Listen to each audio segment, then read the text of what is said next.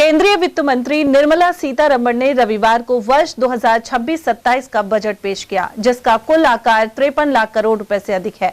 इस बजट में सरकार ने विकास पर खास जोर दिया है और इंफ्रास्ट्रक्चर के लिए 12 लाख करोड़ रुपए से ज्यादा खर्च करने का निर्णय किया है। अलवर और राजस्थान के संदर्भ में देखें तो कुल 41 जिलों में शिक्षा को बढ़ावा देने के लिए गर्ल्स हॉस्टल बनाए जाएंगे। इनमें अलवर के अलावा खैरतल, तिजारा एवं बहरोड, कोटपुतली जिले शामिल हैं। साथ ही इस बजट में रियल एस्टेट सेक्टर पर विशेष ध्यान दिया गया है। वित्त वर्ष 2026-27 में बुनियादी ढांचे पर 12.2 लाख करोड़ रुपए खर्च करने का प्रस्ताव रखा गया है। उम्मीद है कि इस नए बजट से दिल्ली एनसीआर क्षेत्र में भी रियल एस्टेट को नई दिशा मिलेगी। निजी निवेश को प्रोत्साहित करने के लिए पूंजी सब्सिडी योजना भी लाई जाएगी। शिक्षा के क्षेत्र में देश भर में 15,000 सेकेंडरी स्कूल और 500 कॉलेज खोले जाएंगे। उधर वित्त मंत्री ने कई सामान सस्ता महंगा होने का ऐलान भी किया है। इसके तहत सोलर से जुड़े सामान सस्ते हो जाएंगे। इसके अलावा जूते, मोबाइल बैटरी और ओवन भी सस्ता होगा। कैंसर की 17 दवाएं, शुगर की दवाई, सीएनजी और बायोगैस भी सस्ती हो जाएंगी। सरकार ने बजट में मेक इन इंडिया को बड़ा प्रोत्साहन देने के लिए इलेक्ट्रॉनिक मैन्युफैक्चरिंग से जुड़े कई अहम ऐलान किए हैं। इसके चलते भारत में तैयार होने वाले स्मार्टफोन और टैबलेट के दामों में गिरावट देखने को मिल सकती है। हालांकि शराब, स्क्रैप और खनिज महंगे हो जाएंगे। बजट में हालांकि टैक्स को लेकर कोई रियायत नहीं दी गई है और न ही कोई बड़ा ऐलान किया गया है। वित्त वर्ष 2026-27 का यह बजट विकसित भारत 2047 के लक्ष्य की तरफ बढ़ने में काफी अहम साबित हो सकता है। ऐसे समय में जब देश हाई अमेरिकी टैरिफ का सामना कर रहा है और वैश्विक अनिश्चितता की स्थिति बनी हुई है, यह बजट पेश किया जा रहा है। उधर अलवर पहुंचे उप मुख्यमंत्री प्रेमचंद बैरवा ने कहा कि केंद्र सरकार का बजट विकसित भारत 2047 के लक्ष्य को आगे बढ़ाने वाला है।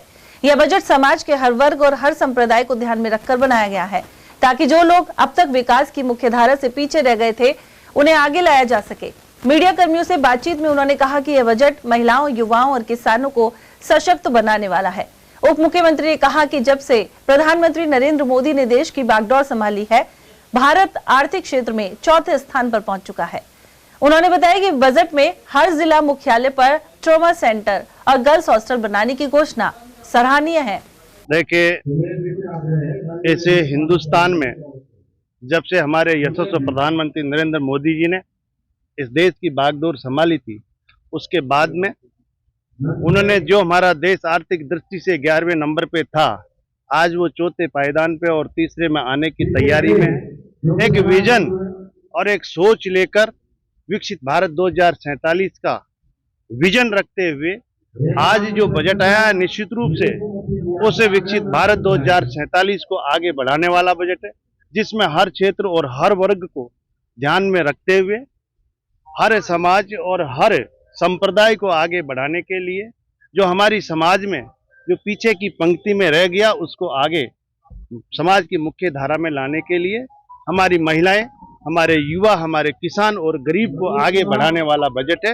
निश्चित रूप से इस बजट से पूरे हिंदुस्तान को और हमारे राजस्थान को भी कई सौगातें इस बजट से मिलने वाली है। निश्चित रूप से आने वाले समय में हमारे चाहे 3 जो आयुर्विज्ञान संस्थान है, हमारे हर जिले मुख्यालय पे ट्रॉमा सेंटर बनाने की घोषणा की है और हर मुख्यालय पे, जिला मुख्यालय पर गर्ल्स हॉस्टल बनाने का भी आज घोषणा हुई है। निश्चित रूप से आने वाले हमारे जो युवा है, हमारी जो प्रतिभाएं हैं, उनको आगे बढ़ने का मौका मिलेगा। उधर भाजपा जिला अध्यक्ष अशोक गुप्ता के अनुसार केंद्रीय बजट सबका साथ, सबका विकास की भावना को दर्शाता है। यह भारत को समृद्धि के पथ पर आगे बढ़ाने वाला और विश्व पटल पर भारत को आर्थिक महाशक्ति बनाने वाला बजट है। 3 नए अखिल भारतीय आयुर्विज्ञान संस्थान की स्थापना, 20,000 से अधिक पशु चिकित्सकों की उपलब्धता, हर जिले में महिला छात्रावास, कैंसर की 17 प्रकार की दवाओं में शुल्क में छूट और 7 हाई स्पीड रेल कॉरिडोर का जिला अध्यक्ष ने जिक्र किया। साथ ही रक्षा बजट में 15.2% की बढ़ोतरी को उल्लेखनीय बताया। उधर भाजपा के जिला उपाध्यक्ष प्रमोद विजय ने इसे शानदार बजट करार दिया है। उन्होंने कहा कि देश को विकसित राष्ट्र बनाने की दिशा में यह महत्वपूर्ण बजट है। इसमें किसी प्रकार का कोई नया टैक्स नहीं लगाया गया है। भारत को 2047 तक विकसित देश बनाने के लिए यह बजट महत्वपूर्ण साबित होगा। मैं सबसे पहले तो भारत के प्रधानमंत्री आदरणीय नरेंद्र मोदी जी एवं वित्त मंत्री सीतारमण जी को धन्यवाद देता हूँ कि उन्होंने विकसित भारत को, जो उनका सपना देखा है 2047 में, जो हमारे भारत को आत्मनिर्भर बनाना है, उसकी पहल पर यह बजट है। और उसकी पहल के लिए उन्होंने 2000 करोड़ रुपए इस बजट में प्रावधान रखा है। उसके अलावा उन्होंने जूते, बैटरी और कैंसर की 17 दवाइयाँ एवं गंभीर 7 बीमारियों की दवाइयाँ भी सस्ती की है, जो आम जन को उसकी सुविधा मिलेगी। तथा डायबिटीज, जो कि एक भारत में बढ़ता हुआ रोग है, उसकी दवाई भी उन्होंने सस्ती की है। ये भी आम जन की को उन्होंने ध्यान में रखते हुए ये निर्णय लिया। और इनकम टैक्स का, जो पहले व्यापारियों में लगता था कि इनकम टैक्स बहुत बड़ी एक आदमी उसको मुसीबत समझता था, उसका फॉर्म को भरना भी अब एक आसान क्रिया कर दी है हमारे मंत्री जी ने। और उसके अलावा टूरिस्ट के लिए इन्होंने 2000 गाइड जो है उनकी नियुक्ति करेंगी, जिससे क्या टूरिज्म बढ़ेगा। अलवर भी एक टूरिज्म पैलेस है, तो इसमें भी क्या टूरिज्म बढ़ेगा तो व्यापारियों का व्यापार बढ़ेगा। इस तरह की सोच जो है हमारे देश के प्रधानमंत्री और वित्त मंत्री ने रखी है। एयरक्राफ्ट बनाने में भी जो सामान यूज आता है उसकी भी उन्होंने छूट दी है। तथा इसके अलावा सोलर की चीजें भी सस्ती होगी, उसको भी उन्होंने टैक्स से थोड़ा मुक्त किया है। इस तरह हमारे देश के प्रधानमंत्री और वित्त मंत्री जी ने जो ये बजट दिया है, ये बहुत ही संतुलन बजट है। वहीं कांग्रेस ने बजट की आलोचना की है। पार्टी नेता डॉक्टर हुक्म सिंह के अनुसार गरीबी, बेरोजगारी और महंगाई जहां की तहां है। बजट की औपचारिकता फिर निभाई गई है, लेकिन घोषणाओं और अमल में हमेशा फर्क रहता है। उन्होंने कहा कि मौजूदा समय में 80 करोड़ लोग अपना पेट भरने के लिए सरकार के अनाज का इंतजार करते हैं। वहीं उन्होंने आरोप लगाया कि मोदी सरकार उद्योगपतियों के लिए ही नीतियां बनाती है, साथ ही आंकड़ों के नाम पर गुमराह किया जा रहा है। माननीय वित्त मंत्री निर्मला सीतारमण जी मेरे ख्याल से 9वां 10वां बजट पेश कर रही है। महिला है तो ये तो साधुवाद की बात कि वो महिला के रूप में 9वां या 10वां बजट पेश कर रही है देश का, उनके लिए बधाई। इस विषय में मैं कहना ये चाहूँगा कि देश में जो वर्तमान परिदृश्य है, गरीबी, बेरोजगारी, महंगाई ज्यों की त्यों टिकी हुई है। बजट पेश हो रहा है, पेश होगा, बहुत सारी योजनाएं इसमें दिखाई जाएंगी, लेकिन धरातल पर कोई काम नहीं होता है। मैं खुद ही कह रहा हूं 9वां 10वां बजट है इन वित्त मंत्री महोदया का, लेकिन देश में आज तक गरीबी का उन्मूलन नहीं हुआ, बेरोजगारी का उन्मूलन नहीं हुआ, भ्रष्टाचार का उन्मूलन नहीं हुआ, तो फिर बजट है कहां? एक ताजा उदाहरण आपको दे रहा हूं। इन्होंने एक बात की थी कि भाई हम काला धन लाएंगे, कुछ नहीं आया। 15 लाख रुपए हर किसान के खाते में जाएगा, 1 रुपया नहीं आया। कहां है वो योजनाएं? ज्यों का त्यों, जस का तस है, केवल लोक लुभावन बजट है, लेकिन धरातल पर, सरफेस पर कोई काम नहीं हो रहा है। एक उदाहरण आपको देता हूं कि अब ब्याह शादियों का प्रोग्राम शुरू हो रहा है 3 तारीख से। सोना जो भारतीय परंपरा में, भारतीय संस्कृति में गरीब से लेकर और अमीर तक के लिए आवश्यक है। जो मजदूर है वो भी ये चाहता है कि मैं मेरी बेटी के लिए, मेरी पत्नी के लिए, मेरी बहन के लिए कुछ आभूषण स्वर्ण के और कुछ चांदी के, दोनों धातुएं हमारे भारत में शुरू से, पुरातन काल से चली आई। आज चांदी 4 लाख। क्या कोई गरीब, क्या कोई बेरोजगार, क्या कोई बेसहारा व्यक्ति इसको खरीद पाएगा? सोना 1,70,000 का 10 ग्राम। क्या कोई गरीब आदमी अपनी बेटी के लिए, अपने बेटी के पीले हाथ करने में इन चीजों का उपयोग कर पाएगा क्या? लगता यह है, सुनिए मेरी बात, कि ये सारा बजट धनपतियों के लिए पेश कर रही है माननीय मंत्री जी, क्योंकि जो पैसे वाले, जो पूंजीपति लोग हैं, वो और पूंजीपति बनते जा रहे हैं, और जो गरीब है वो बिल्कुल धरातल में और रसातल में चला जा रहा है। इसलिए मैं ये कहूँगा कि ये बजट केवल लोक लुभावन झूठ का पुलिंदा है। भारत के जो स्तर है गरीबी का और इन लोगों को उठाने का, उसमें कोई अंतर नहीं आया है। और एक बात सुनिए, लगभग 75-80 करोड़ लोग भारत के, उनको भारत सरकार भोजन राशन देती है। जब देश विकसित हो रहा है, आप 47 में इसको विकसित करने की बात कर रहे हो, बहुत जबरदस्त आपने विकास किया है, जीडीपी बढ़ा दी, पता नहीं कौन से आंकड़े पेश करते हैं, तो 80 करोड़ लोगों को आप आटा क्यों दे रहे हो, राशन क्यों खिला रहे हो उनको? इससे ये सिद्ध होता है कि देश की गरीबी और बढ़ रही है। रुपए का हाल देखिए आप, डॉलर के मुकाबले कितना गिरता जा रहा है।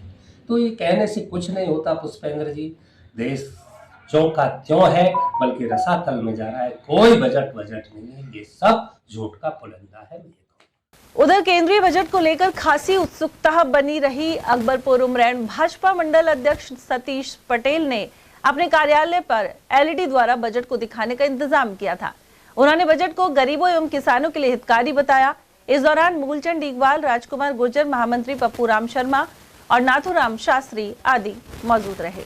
हमारी भारत सरकार द्वारा जो ये बजट पेश किया है, ये गरीबों के लिए, बेरोजगार के लिए, व्यापारियों के लिए, स्त्री पुरुष सब के लिए बहुत बढ़िया और संतुलित बजट पेश किया गया है। इसमें हम भारत को जापान, चीन और रूस, अमेरिका आदि से भी अच्छा हम डेवलप बनाना चाहते हैं। ऐसी हमारी मोदी जी की, हमारे प्रधानमंत्री जी की प्रतिबद्धता है। इसलिए हम सबका सहयोग, सबका विकास को चाहते हैं। उनको संतुलित रखते हुए हमारे मोदी जी ने सीताराम के नेतृत्व में सीताराम जी रमन जी द्वारा ये बजट है जो प्रस्तुत किया है, जिसका हम बहुत बहुत बधाइयाँ और शुभकामनाएं। मोदी जी का बहुत बहुत धन्यवाद देता हूँ। मोदी जी का जो सपना है कि जैसे कि किसान की दुगनी आय जो होनी चाहिए, उसके हिसाब से जो बजट पेश किया है, बहुत ही संतुलित बजट पेश किया है। इसमें अपने सभी वर्गों का ध्यान रखा गया है। इसमें अपना टैक्स में भी कमी की है, किसानों के संबंध में भी इन्होंने एक अच्छा प्रयास किया है, जिससे कि आने वाले टाइम में जो किसान भी एक संपन्न हो सके। तो मेरा मानना है कि जो सीतारमण जी ने जो आज बजट पेश किया है, वो अपने देश को नई ऊंचाइयों पर लेके जाएगा। हमारे प्रधानमंत्री जी ने जो संकल्प लिया है कि इस भारत को सुदृढ़, समृद्ध और विकसित राष्ट्र बनाना है, उसको ध्यान में रखते हुए जो आज हम सभी लोगों ने ग्राम पंचायत उमरैन में बजट देखा है बड़ी संख्या में, और ये तय माननीय प्रधानमंत्री जी ने किया हुआ है कि देश को विकसित राष्ट्र बनाना है, निश्चित तौर पर बनाना है, और उसकी सभी को ध्यान में उस चीज़ को ध्यान में रखते हुए बजट बनाया है। और सभी जहाँ हमारी सरकारें हैं भारतीय जनता पार्टी की, वो सारी सरकारें इस ध्येय के साथ जो आप अपना बजट प्रस्तुत कर रही हैं कि भाई हमको विकसित राष्ट्र बनाना है, इस देश को आत्मनिर्भर भारत बनाना है, इस राष्ट्र को मजबूत राष्ट्र बनाना है, अमेरिका, चीन, जापान, रूस से अच्छा समृद्ध राष्ट्र हमको बनाना है। इन सब चीज़ों को ध्यान रखते हुए आज का बजट जो हमने देखा है, हम माननीय वित्त मंत्री जी को, प्रधानमंत्री जी को बहुत बहुत बधाई और धन्यवाद देते हैं।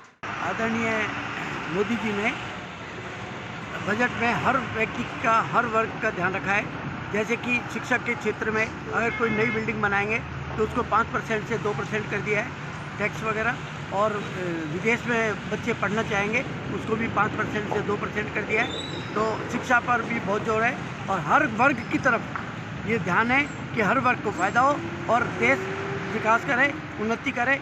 इसके लिए बहुत बहुत साधुवाद। उधर जिला व्यापार महासंघ पदाधिकारी रमेश जुनेजा का मानना है कि प्रधानमंत्री नरेंद्र मोदी 2047 की बजाय 2037 तक ही देश को विकसित राष्ट्र बनाने में कामयाब होंगे। उन्होंने कहा कि बजट में औद्योगिक विकास और व्यापार को भी महत्व दिया गया है। वहीं शिक्षा और स्वास्थ्य पर खासे बजट का प्रावधान है, जिससे प्रगति में मदद मिलेगी। उन्होंने यूजीसी के नए प्रावधानों को वापस लिए जाने पर भी जोर दिया है।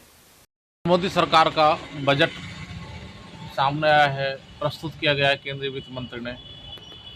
आप व्यापार महासंघ के अध्यक्ष हैं, किस तरह को बजट को लेकर आपकी प्रतिक्रिया है? देखो जी, आज जो केंद्र सरकार का बजट है वास्तव में बहुत सराहनीय है। माननीय वित्त मंत्री जी, माननीय मोदी जी, हमारे देश के जो प्रधानमंत्री हैं, इन्होंने आम जनता का हित को, सभी को देखते हुए, व्यापारी हित को देखते हुए, लघु उद्योगों को देखते हुए सभी के हित में बात की है। और सबसे बड़ी बात यह है किसी प्रकार का टैक्स नहीं बढ़ाया। मोदी जी चाहते हैं छोटे व्यापारी उठे, लघु उद्योग जल्दी ज़्यादा लगे, नौकरी करने के बजाय वो अपने व्यापार को बढ़ावा दे करके नौकरियों पर रखें। तो मैं प्रधानमंत्री जी को बहुत बहुत धन्यवाद देना चाहूँगा व्यापार महासंघ की ओर से कि व्यापारियों के हितों की बात उन्होंने सोची है और व्यापार को बढ़ावा देने के लिए जिस तरह का बजट पेश किया है उसके लिए बहुत बहुत धन्यवाद। इसके साथ साथ ही रेलवे मार्ग, नए नए मार्गों को जो जोड़ रहे हैं, नई नई रेलवे के चला रहे हैं, इसके लिए भी मैं धन्यवाद देना चाहूँगा।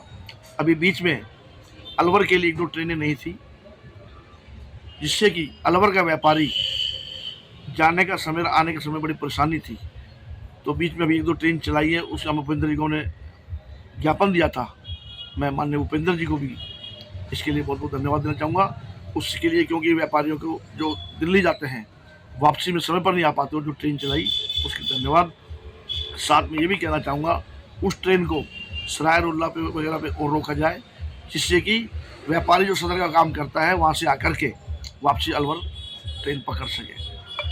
इसके साथ जो आज की तारीख में पानी का संकट है, जलदाय विभाग का संकट है, उसके लिए सरकार जो काम कर रही है उसके लिए भी मैं माननीय प्रधानमंत्री मोदी जी को बहुत बहुत धन्यवाद देना चाहूँगा। तो जिस तरह से स्वास्थ्य और शिक्षा पर बड़ा खर्च किया गया है, और आपको लगता है कि स्वास्थ्य और शिक्षा पर अच्छा खर्च कर देश को स्वस्थ और शिक्षित और युवाओं के लिए विकास के लिए द्वार खोले गए? देखिए, निश्चित तौर से युवाओं के लिए क्या, आम नागरिक के लिए शिक्षा और चिकित्सा दोनों जरूरी है। जिस सरकार ने चिकित्सा पे और शिक्षा पे काम किया है वो सरकार का हमेशा सराहनीय काम रहता है और आम आदमी उसको याद रखता है। जनता को चाहिए क्या, समय पे स्वास्थ्य का लाभ मिल जाए, दवाइयाँ फ्री मिल जाए, निःशुल्क। बड़े से बड़े जो गरीब आदमी हैं इलाज नहीं करा सकते, उनके लिए जो सरकार ने योजना चलाई है उसके लिए बहुत बहुत धन्यवाद देना चाहूँगा। शिक्षा के लिए बहुत अच्छे काम कर रही है उसके। उधर नेता प्रतिपक्ष टीकाराम जूली ने रविवार को संसद में पेश किए गए केंद्रीय बजट को पूरी तरह से दिशाहीन और जन विरोधी करार दिया है। उन्होंने कहा कि यह बजट बाजार की स्थिरता के लिए भी घातक साबित हुआ है। उन्होंने कहा कि आसमान छूती महंगाई को नियंत्रित करने के लिए वित्त मंत्री ने कोई प्रभावी कदम नहीं उठाए हैं। देखिए, आज जो बजट आया है एकदम ही दिशाविहीन बजट है और बजट जैसे ही सरकार ने पढ़ा तो हाथ के हाथ शेयर मार्केट गिर गया है। ये बता रहा है कि जो निवेशक है उनको भी हज़ारों करोड़ का नुकसान आज ही हो गया एक ही दिन के अंदर, और बजट दिशाहीन था इसलिए शेयर मार्केट गिरा है। नहीं, जब बजट अच्छा आता है तो शेयर मार्केट तुरंत जो है अच्छे स्थिति के साथ बढ़ता है। लेकिन यहाँ क्योंकि सरकार का कोई विजन नहीं है, कोई किसी प्रकार की टैक्स के अंदर राहत नहीं दी गई है। और हम राजस्थान के परिप्रेक्ष्य में बात करें तो राजस्थान जो लगातार जो है 25 सांसद 2 बार राजस्थान से गए और अब की बार भी 14 सांसद राजस्थान से हैं, लेकिन राजस्थान के लिए कोई विशेष योजना नहीं, राजस्थान को विशेष राज्य का दर्जा नहीं। राजस्थान की जो डिमांड थी ERCP को राष्ट्रीय परियोजना घोषित करने की, उसके लिए कोई जिक्र नहीं। कोई युवाओं की नौकरी की कहीं कोई बात नहीं। AI जिस प्रकार से आ रहा है, युवाओं की नौकरी ख़त्म हो रही है, उसको लेकर कोई दिशा इस बजट के अंदर नहीं कि उससे किस प्रकार से निपटेंगे, युवाओं का किस प्रकार से ध्यान रखा जाएगा। तो मैं समझता हूँ पूर्णतया ही एक प्रकार से जो हर साल जो बजट पढ़ा जाता है उस प्रकार से पढ़ दिया। सरकार का विजन नज़र नहीं आया। विजन के अंदर राजस्थान के बारे में क्या विजन है वो कहीं नज़र नहीं आया। तो ये पूरा बजट जो है खोखला और दिशाहीन है। मैं समझता हूँ इसका नुकसान आने वाले समय में जो है युवाओं को और इस देश को जो हो रहा है उसका और ज़्यादा नुकसान